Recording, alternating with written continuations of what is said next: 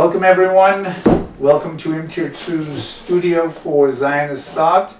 I'm Doug Altabef, the chairman of the Board of Im Tirtzu, and I'm very pleased to welcome today Adi Arbel, who is the founder and the director of the Civil Society Forum here in Jerusalem. And we're going to talk about the idea of civil societies and what people do in those societies, how they can make a difference in those societies.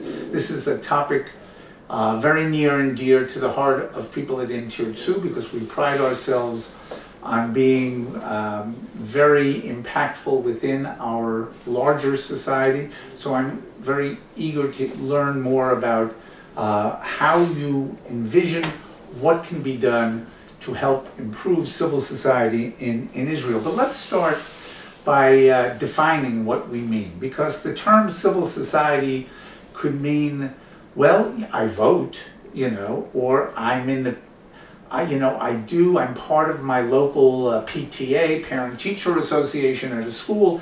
Does that mean I'm in a civil society? So give us your definition of what it means to be a civil society and why it's important to focus on it. So being in the PTA of the school of your kids is being part of civil society. Most of the time the school will be also part of the civil society. If school is registered as a non-profit organization, it's part of the civil society. Actually, civil society, it's everything that we have below the state, let's call it that way, and from the community up. Mm-hmm. And every initiative we have, most of the initiatives will be initiatives of, I will call it, services. It mm-hmm. can be religious services, it can be health services, education services, and other services that we even don't bother to mention, to call it as a civil society. Mm-hmm. But some of them will be also kind of more advocacy organizations. Mm-hmm. That's organizations that are not thinking that giving the services is enough. We are also would like to have impact about the policymakers, mm-hmm. about different laws, mm-hmm. about how the state is actually works, right. and that's also a part of the civil society in Israel. Mm-hmm. It's a small part, but that's the part who is doing more noise, mm-hmm. more in the, usually we hear about that more in the news. Mm-hmm. Yeah. Okay, would you say that there has been a growth or a diminution of civil society, of those kinds of organizations in Israel in, say, in the last 15, 20 years? So I think it's better to have even longer prism of civil society, because actually the state of Israel mm-hmm. was established by civil society. Mm-hmm. If we go back to the diaspora times, we had Jewish communities, and those Jewish communities were kind of civil society. Mm-hmm. We had Jewish schools, we had Jewish charity, the community would take responsibility for almost every aspect of life of the Jewish individual mm-hmm. member of the community, and even sometimes they would be in charge of taking the taxes for the government, for the state, mm-hmm. and they had a kind of a justice system. Mm-hmm. So actually for 2,000 years of diaspora, of Galut, we had very vibrant civil society. Mm. And this civil society was actually established the Zionist movement, mm-hmm. and what we know today as the Jewish Agency and the World Zionist Organization and the JNF, the Jewish National mm-hmm. Fund. They are all civil society mm-hmm. that came together mm-hmm. to establish the state of Israel. Right. So actually the state of Israel was established by the civil society. Right. In an article that I published in a Shiloach newspaper, I actually had another idea that people usually do not notice. That when Ben Gurion established the state of Israel, so he believed in more central government, mm-hmm. everything going through the government. Right. In sometimes it was a logical idea. We don't need to have different brigades, different armies. We want to have one army.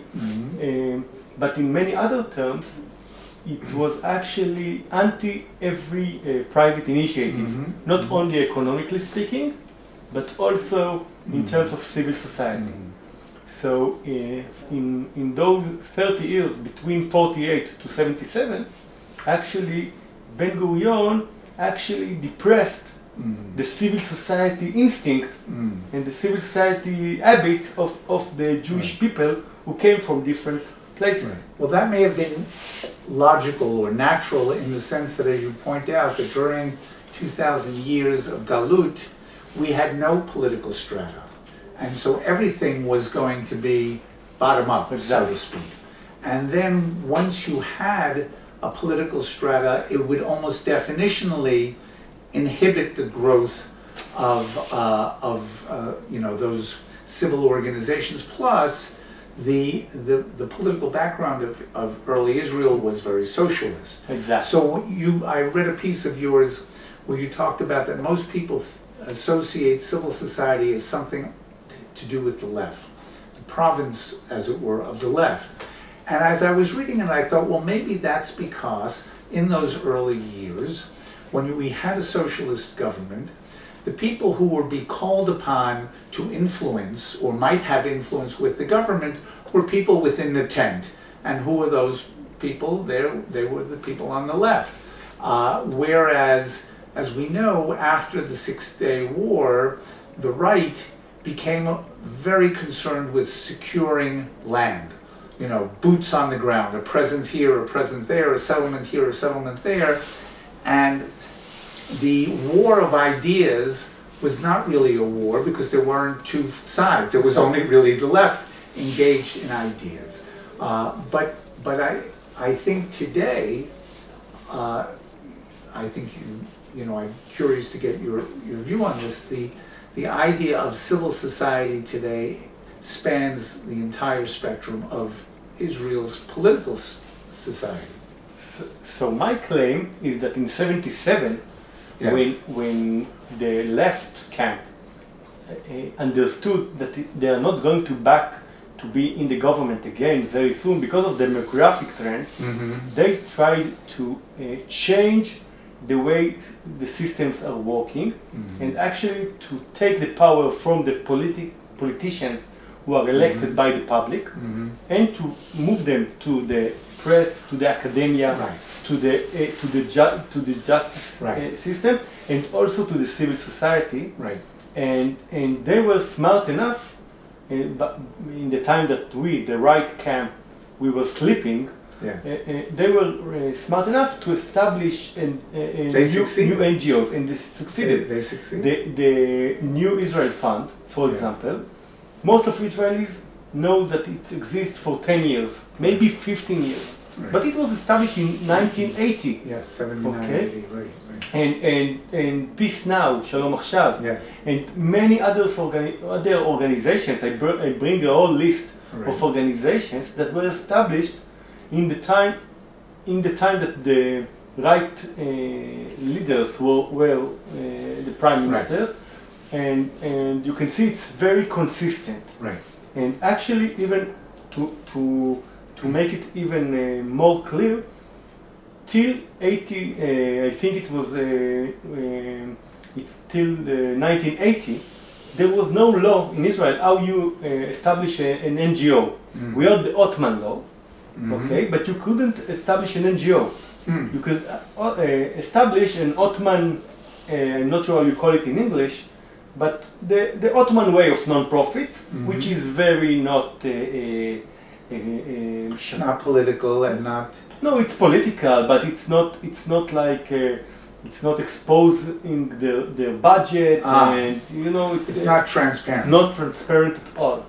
And only when Begin came to be the prime minister, there was a law for non-profits, and those non-profits were used by the left to try to put pressure on the right-wing government to promote left-wing ideas. Yes. And they use the civil society to pretend that that's what the people actually want, Right. even though the majority were coming to vote, but they were only coming to vote, but not involved more than that.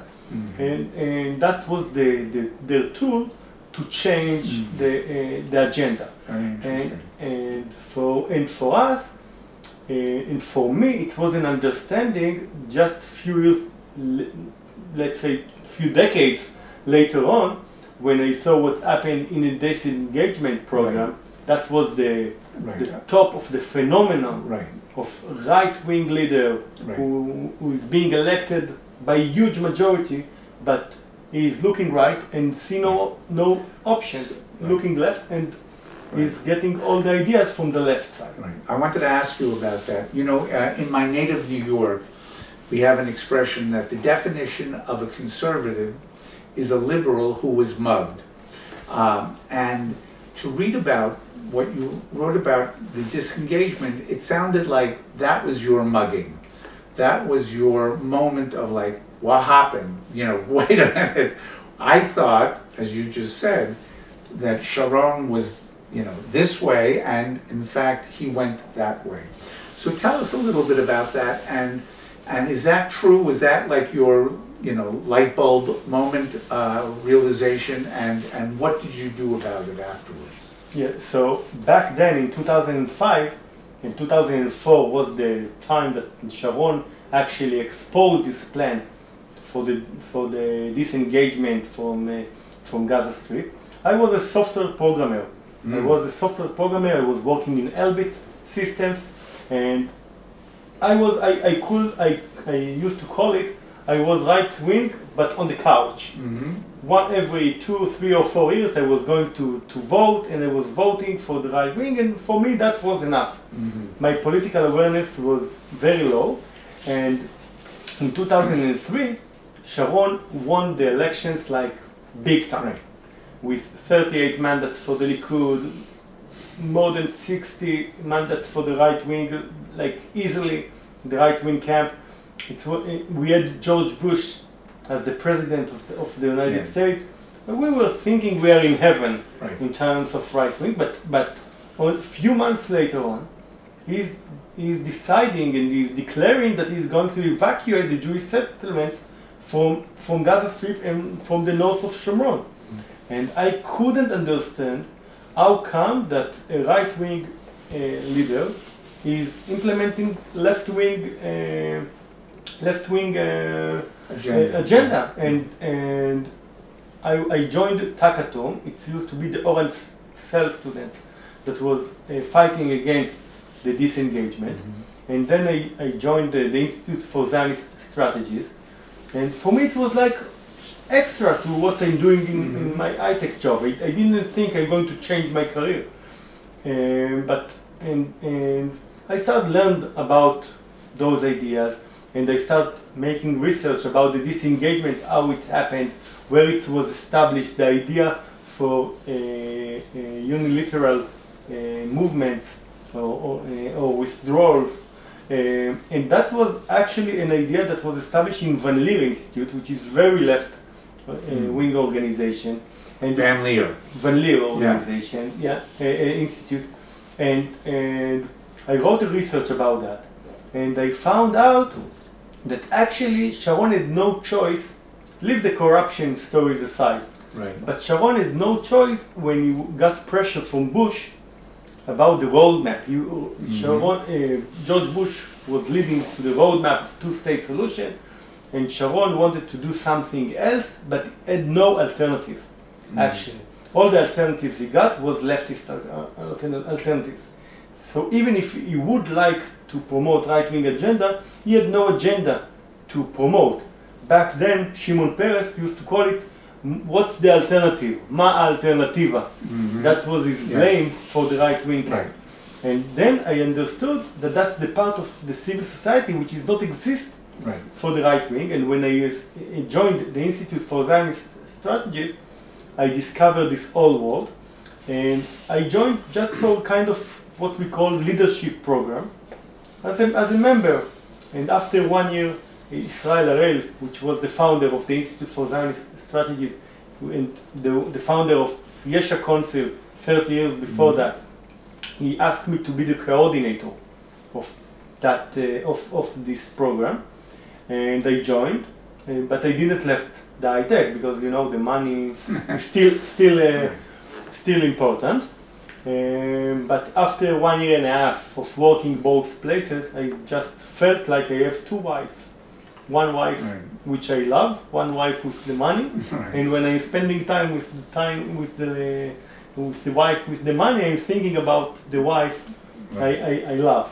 So I decided to quit high-tech, and since then I'm working in trying to promote right-wing conservative camp of civil society. And actually from the beginning, and that's referring to your question, at the beginning it was more like instrumental. Oh, the left is doing that, we should do it from the right side. Let's try to do it, as in order to promote our agenda, our right-wing agenda. But after a few years, I understood that what we do in civil society, it's not just b'diavad, not just an instrumental idea of how to create impact. That's actually we are going back to our roots of Jewish communities who are trying to give the power to the people, and to give the people who want to initiate new ideas, even if it's not so political, even if it's just school, synagogue, or health service. We just want to give them the power to do it, instead of aiming all our missions to the state and trying to convince the state to do something for us, the citizens. Right. So I'll share, at Im Tirtzu, we have a mission which we define as Sur Mara v'Osa Tov. Stay away from the bad, which means combat anti-Zionism, and do good, which means to elevate Zionism in our society. Now, elevating Zionism can be advocating for certain policies or certain pieces of legislation even, or policies that would be promoted into legislation. And it can also go the other way, and it can be educating. It can be panels in different schools or towns about issues concerning our society that we think our citizens should be aware of, should be knowledgeable about, and maybe can get involved in themselves. Today, so with that in mind, where do you see the greatest progress? So the right-wing side of the equation started from ground zero, basically, from very little in this area. And where has been the greatest progress, and where is the greatest need for more development? So I use this Sur Mara and the Set Tov in another aspect. I see it as a graph, XY graph. On the X graph, you have Sur Mara on the one side and the Set Tov on the other side. But you have also top-down activities and bottom-up activities. So actually we have kind of 4 parts for every social entrepreneur, every activist, that he can actually spot and locate himself and say, I'm here, I'm there. And I think quadrants, so to speak. And to understand actually what he's doing, which activity is falling to which category. So I think that it's split us to 4 different categories. Now, if you look at the national religious camp, they will be very activists in education activities, in settlements activities, even in health activities. If you will go to Zichron Menachem or other NGOs that works with cancer people who got cancer, you will see that many of the volunteers are religious. It's also true for the ultra-Orthodox camp. you will see that they have a lot of charity organizations. So I think that in terms of bottom up, the right-wing camp, the more conservative camp, the more camps that live in communities, they are much more stronger than the left side. The left side, you will see that they are hardly work on the bottom-up services. The left side of the right wing, you're No, saying. the left side I'm speaking about in Israel. Oh, the left, okay. The left side, who used to live less in communities, they are more dealing with top-down processes. Right. And that's their way, their way to create impact. Yes. They have less kids, they understand that demographically speaking, it's harder for them to create impact, and they don't live in communities. If you don't live in community, so you're taking care of your family, but less for the community, and they put their efforts on trying to impact from top-down processes. Right. And everybody, that's more like, it's not ideological if you're on the side of the Setov or Sur Mera. That's more kind of temperament. You know, some people were like the fights, and some people were avoiding of fights. By the way, that is something that's very, very prevalent in the Western world. So if you look in the United States, progressives worry a great deal about the future of humanity, but they don't worry that much about particular humans, right? I know. You know, climate change is very important, but how climate change impacts the business of these people or the community of these people, oh, well, you know, that's not that important. It's the big picture that's important, the abstract picture. I think the paradox is even bigger. If you will check the progressive people, they will tell you that the human nature is good. It's good, but they will be against bringing more kids and bringing and for bigger families, and that's kind of a paradox. On the other end, if you see the conservative people, according to the Bible, human nature is bad. Yes, it's bad. But the conservative camps do believe in bringing more children, and they will tell you more than that. If you will check the Bible in Parashat Noach, in Noach, man is evil from his nature, right? Yeah, God will say man is evil from his nature, but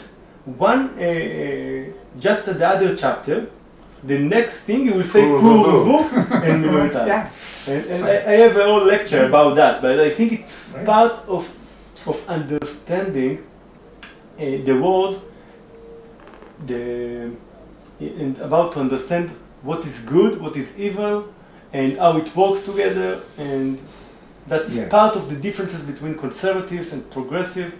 And the progressive who have more naive ideas and more utopical ideas just cannot face the reality when they find when they meet someone which is doing bad. Right.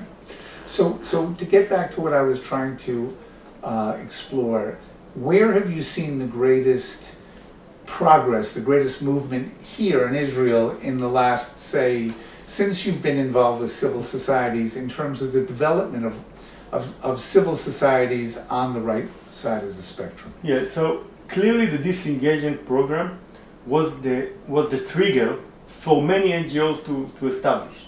I know a lot of organizations. I personally met Ronen Shoval for the first time in Takatom, the orange cell of students, back in 2005. Ronen Shoval is the founder. Ronen is the co-founder. The co-founder of Im Tirtzu. And I met many of my friends, which I met in 2005, became more involved and established other organizations even later on. Simcha Rotman, for example, I met him in Takatom in 2005, and he established the movement for Meshilut in 2013. Meir Rubin, which is the CEO of Kohelet Forum, was evacuated from Gaza Street as a kid, and one of the founders of Kohelet Policy Forum in 2012. Regavim, which was established by Bezalel Smotrich, was clearly established by the idea of what's happened in the Don't let this happen again in Judea and Samaria. And I can go more and more with different organizations that were established only after 2005. In 2005 and on, and that's part of their story of why they were established, the disengagement program. So I think that the whole idea of impact policy in the right wing, that's a relatively new idea, which works pretty well for the last 70 years. It's need to be improved more, but that's much more dominant than it used to be. So that was a very traumatic, eye-opening moment for the right, because it was effectuated by a hero of the right, Sharon. That was elected in the democratic yes, it was mandated by the right to pursue right-wing policies. So that's public policy. That's in your quadrants is going up. What about the development in terms of the community itself? I mean, you made a very interesting point. If you look in the Haredi community, they are filled with organizations that are feeding people, housing people, getting people married, making sure that there is the ability to. So it is really right in the warp and the woof of living in a community. It's very, very tachlis. It's not necessarily looking at, public policy or even religious policy. It's like, how do we put food on the table for everyone in our town? They were less affected by Ben Gurion and Mapai and Histadrut and the whole idea of the State of Israel. They were feeling less connected to the State of Israel. They were feeling less obligated, and they will keep maintaining their communities like they did in Europe. Exactly.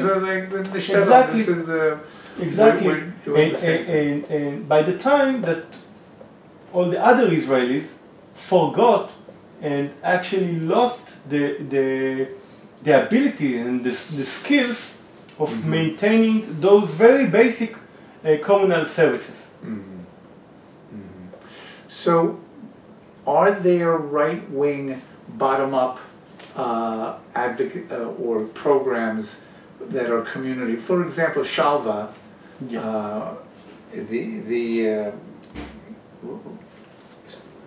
Kalman Samuels, who is a religious guy.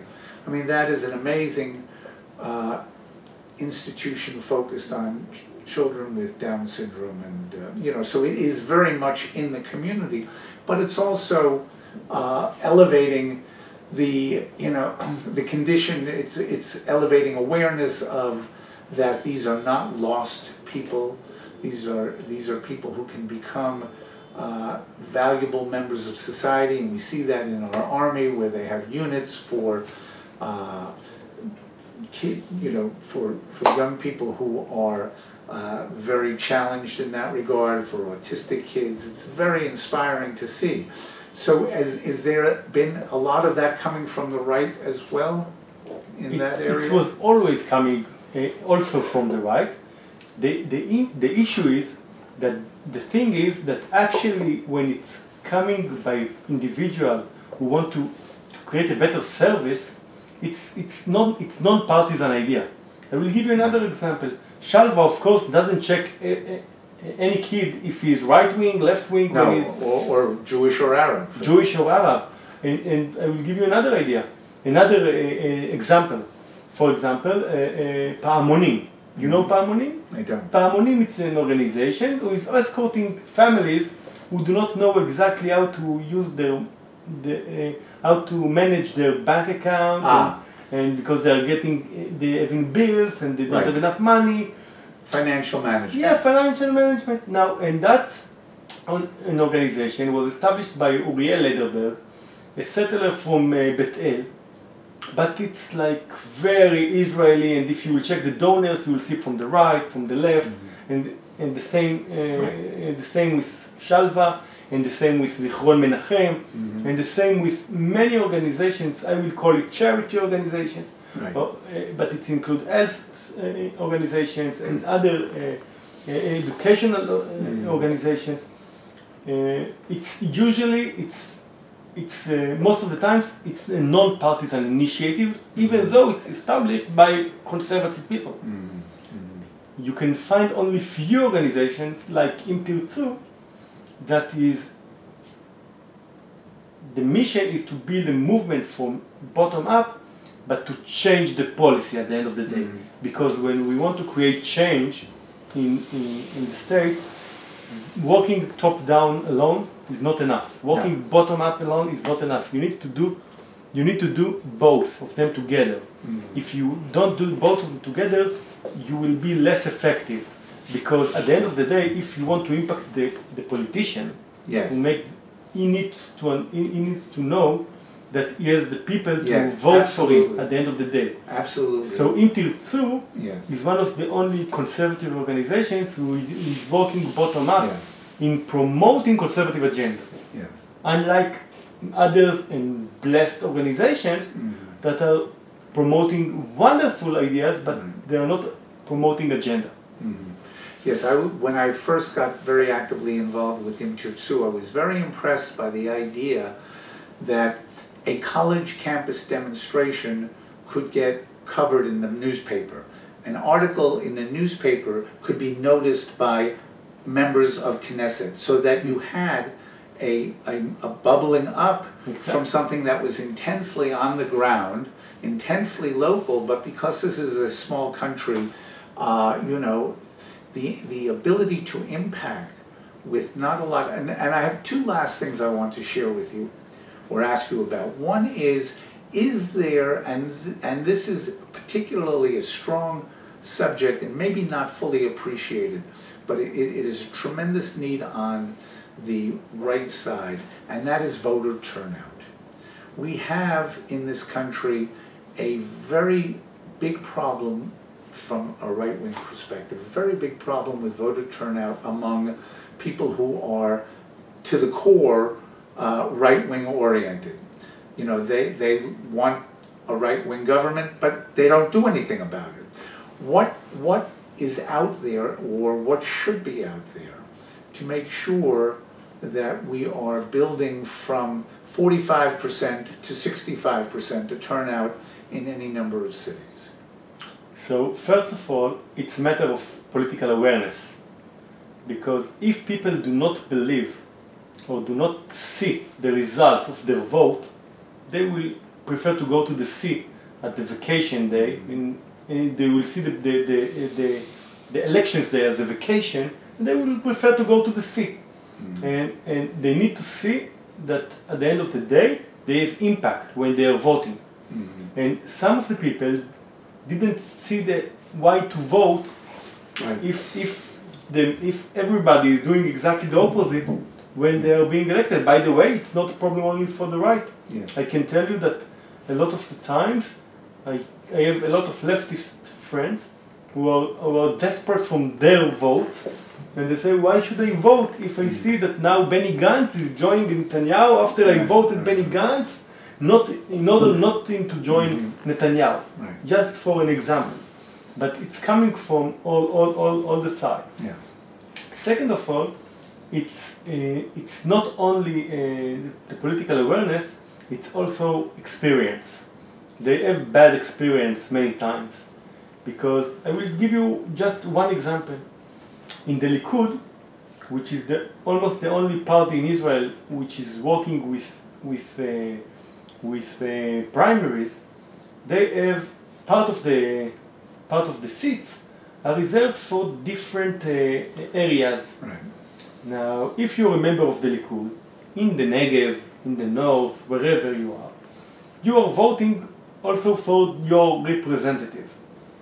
And according to the Likud laws, you cannot be elected twice in the local list, let's call it that way. And what's actually happening? I'm voting for my representative in the Negev, or in the Golan, or in Tel Aviv, or wherever, but he is not he's not, he doesn't care about me, again, because next time he wants to be arrested. He has to be for the national. Overall, he has to be Exactly. national. Exactly. So he doesn't really have. He doesn't have accountability. Right. I know I've learned from my American colleagues about call your congressman. Yes, that's right. Idea. Right. This call your congressman idea, it's totally unexistable principle in Israel, Yes. and unfortunately, that creates Right. the gap between the people who are elected by the public and Yes. the public. See, frankly, I think it's a terrible shortfall here, the lack of direct accountability. The last thing, you know, I'm sure you're aware, one of the great political thinkers was Alexis de Tocqueville, the Frenchman who goes to the United States in the 1830s, and he is absolutely blown away by the fact that wherever he goes, every little town, what do people do? They form associations, right? Exactly. Everyone is in connection. Yeah. Everyone, and to the point where the founders of the United States said, we don't need a very important or powerful overarching federal government, because there's so much activity, there's so much vitality coming from the communities themselves. People are very engaged, people are very involved. And when you see, to me, that has always been the mark of the health of a society, is that people say, I can make a difference. My vote does count. What I do on my spare time in my community is important. I need to be part of something larger than myself. Where would you put Israel on that, on a spectrum of 0 to 100? How do you think we're doing? Take our temperature. I think the book of Tocqueville called The Democracy in America. But he's not speaking only about democracy, not in the narrow way that sometimes people do see a democracy. He's speaking about freedom, yes, and he's speaking about civil society. Yes. And I think that also in Israel, you can see that the more freedom people have, the more responsibility they take, the more initiatives they take, and I do believe that unlike the years that Ben Gurion and the Mamlachtiyut flag, which was nice flag, but it was used to be more control the people, and to be more concentrate and not giving the freedom. Don't worry, we'll take care of it. Don't worry about it. Yeah. Right. Yeah, and actually part of what's going on in Israel, I think it's at the end of the day it's improvement. It's too slow, and the improvement of the civil society, I think people are being more and more activist, but it still need to be improved. If you will check the donations issue, for example, you cannot compare it to what's going on in the States, where at least the Jewish community is using a lot of their money for donations, but in Israel, the donations, if people do donate, it's usually for, like, I will call it like good purpose organizations, charity organizations, but not for political organizations. And organizations like Im Tirtzu, if someone wants to donate for Im Tirtzu, he will check whether it will harm his business or if it's okay. It's not. There is no legitimacy for Israelis to donate money for political organizations who actually want to promote the ideas of the donors. So that's part of the things we need to be improved. But at the end of the day, I think we are getting better. We see more and more organizations who are being established and promoting the ideas of the communities, and I hope we will be able to make more and more organizations that will do better and will work together to improve Israel. Bezrat Hashem. Bezrat Hashem. So, Adi, it was a pleasure.